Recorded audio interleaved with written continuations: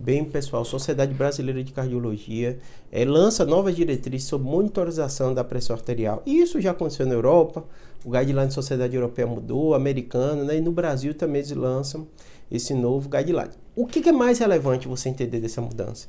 Né? O nível de pressão a gente já sabe, eu tenho muito vídeo falando, a sua pressão está ali maior que 13/9, né? Ficar bem atento, né? Quanto mais precocemente você tratar, melhor. Mas não é isso que a diretriz ela trata uma coisa muito relevante sobre a monitorização. Na verdade, não é que não trate, é a mudança que foi, né? Que é muito relevante hoje em dia, uma nomenclatura que está tendo até utilizada para você entender que é a monitorização pelo paciente em casa.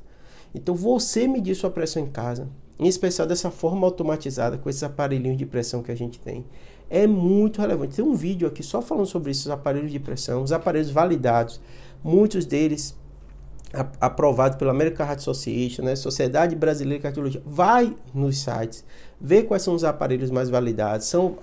Os aparelhos aqui no Brasil têm a vantagem, né, de ter o selo da Anvisa também, da mesma forma que eu falei dos oxímetros, né? É uma validação que você tem também, medir em casa. Mas por que, Júlio, se eu vou no médico? Porque a gente sabe que dentro do consultório tem uma série de coisas que podem alterar sua pressão e não refletir o que você está tendo em casa. Normalmente, para mais, se você está muito tenso, a pressão sobe muito, isso pode acontecer. Pressão de jaleco branco, tem um monte de termo que a gente usa para isso, mas só para você entender, né?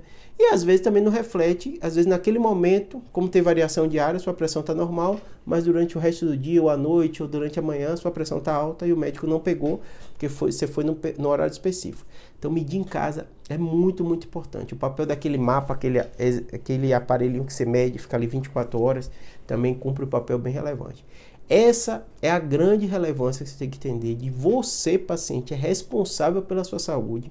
O médico está ali como administrador, orientador, mas você tem que entender que se você não medir da forma correta, se você não for com frequência medir, se você não comprar um aparelhinho para medir casa, muitas vezes a gente vai comer bola. Por que a gente vai comer bola? Porque você foi lá no horário, sua pressão naquele horário sempre fica baixa durante o dia, o resto do dia todo está alto. Ou quando você está tenso, e você está tenso no trabalho, a pressão está lá alta. Então assim, se você não fizer a medida correta, durante várias vezes no dia, não precisa ser toda hora, todo dia, mas ter essa conversa com o seu médico, seu clínico, quantas vezes vai medir, 1 a 2 vezes por semana, né? Em especial quem é hipertenso, toma medicação, tem que estar bem controlado, porque pode ser que aquela medicação não está funcionando, e acompanhar com o seu médico. Muita gente para de tomar remédio de forma inadequada, medir 1 a 2 vezes, deu baixo, não preciso mais do remédio, e a pressão está lá estourada, altíssima. Risco de problema renal, risco de infarto, risco de AVC é a principal causa dessas doenças, é a pressão arterial. Então você tem que ficar muito, muito atento, tá bom? Espero que tenha ajudado. Vou deixar o link aqui da Sociedade Brasileira de Cardiologia com essas orientações, você tirar sua dúvida, saiu muito jornal também, bota no Google, lê as matérias, porque também ficou muito interessante e o grande foco da saúde hoje em dia é isso. Você é o seu responsável pela sua saúde, você tem que entender que algumas doenças elas são muito frequentes e muito prevalentes e dão poucos sintomas. Pressão alta, açúcar, colesterol, obesidade, né? A obesidade a gente sabe que a pessoa às vezes percebe que o peso está alto, mas ela não sente nada, vai levando para frente o problema e aquilo pode agravar a sua saúde e ter consequências muito fortes, aumento de câncer, uma série de coisas, tá bom? Tem um vídeo explicando, espero que tenha ajudado.